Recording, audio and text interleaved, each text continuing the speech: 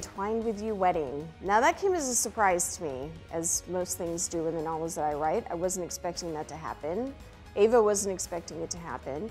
And I agree with Ava that I think it happened too soon. And I think some of the issues that we see in Captivated by You are directly related to Ava's sense that perhaps it was a bit too soon.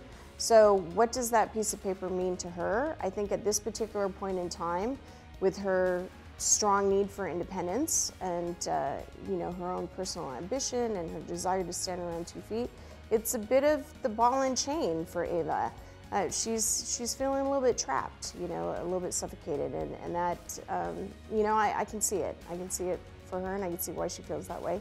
For Gideon, you know, this was a woman who ran. She was a runner. She's been running through the entire series.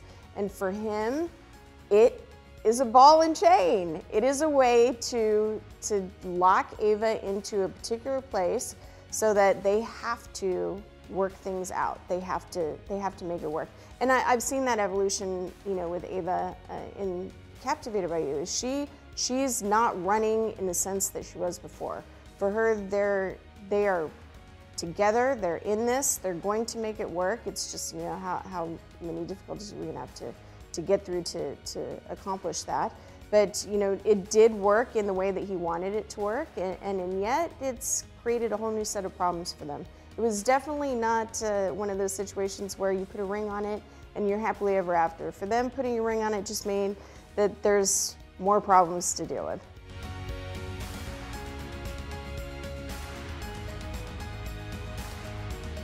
Ava kissing Brett. Well, that was one of those things where I was a bit surprised that she'd gone there too, but I also understood that she was in a really bad headspace at that particular point in time. And in that situation, really, I feel like Carrie did her a disservice. He should have told her.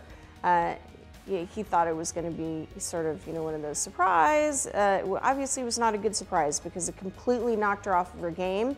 She didn't know how to recover from that. She kind of stumbled her way through the rest of the evening, and that, you know, that's unfortunate for her. She definitely needs to be front-loaded with situations so that she can handle them appropriately. And in that case, you know, that was not the way to go for her.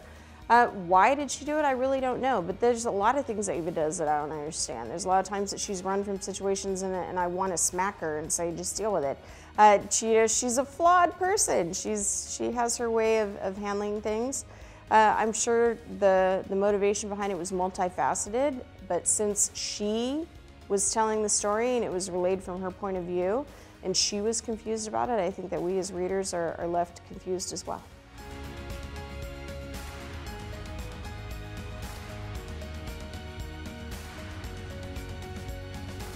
That we all deserve to fall in love.